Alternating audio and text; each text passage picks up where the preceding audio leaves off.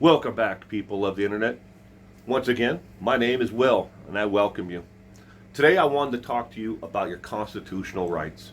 Not all of your constitutional rights, but just one in particular. And that one is a free and open court system. Here in America, every single citizen of the United States of America has the right to a free and open court system. And there are multiple different layers to that. And what does it all mean for you, the actual citizen?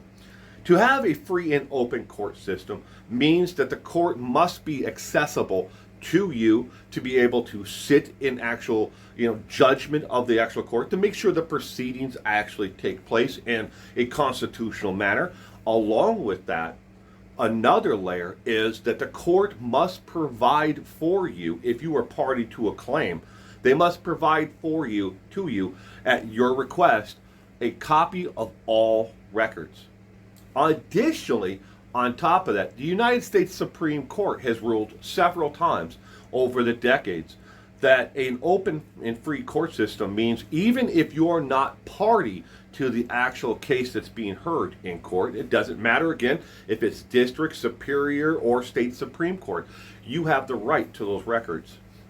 If you are not party to that record, you additionally have the right to receive those records, but you may have to pay a filing fee, a processing fee. But they cannot restrict you from those actual records itself in a state court or in any of the different levels within a state court. So you have the constitutional right to a free and open court system, to be judged by your actual peers, not by a Gestapo agency of military officers, because you're not in the military, a jury of your own peers, a free court system where you can sit in the actual gallery and watch the actual proceedings. Additionally, again, the records must be supplied to you if you're for free if you're a party to the claim, and you may have to pay a filing fee if a minimal filing fee. They can't make it exorbitant, like $4,000 if you want to watch this case and get the records of it. And they have what's also called a Freedom of Information Act request for older cases and in cases where there is sensitive information or they redact that information, especially when it comes to the names of minor children. But again, that is your constitutional right under the First Amendment here in the United States of America. Additionally, every single state in the United States has a state constitution. Most states have in Article 1 of their state constitution in either Section 10 or Section 9 or somewhere about underneath Article 1 of the state constitution. It gives you the availability of a free and open court system. Again.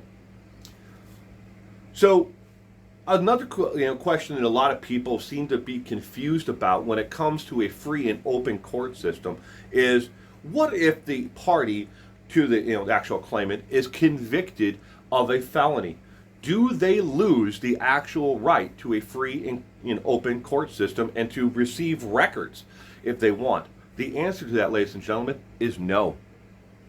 No United States citizen shall ever lose their constitutional rights to a free and open court system, regardless if they've been convicted of a crime. You may have been convicted of a crime, or maybe your uncle, or your niece, nephew, somebody you know, a friend of the family, may have been convicted of a crime, and they need those records to be able to fight and file for an appeal of the actual decision. If they're incarcerated, they still have the right to request those records and receive them while incarcerated.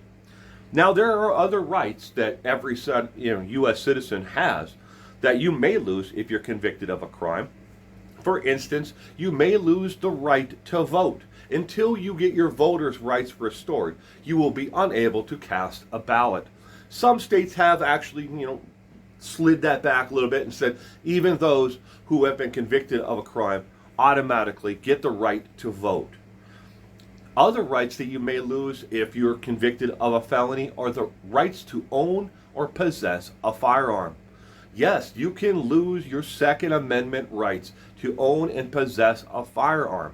Now you can get both of those rights restored after you've been removed, released from your incarceration, but those rights can be lost. There are additional rights that you can, actually lose, but I don't want to go down the rabbit hole of all the rights that you could lose. But when it comes to the free and open court system here in America, every citizen has that right and can never lose the right to a free and open court system.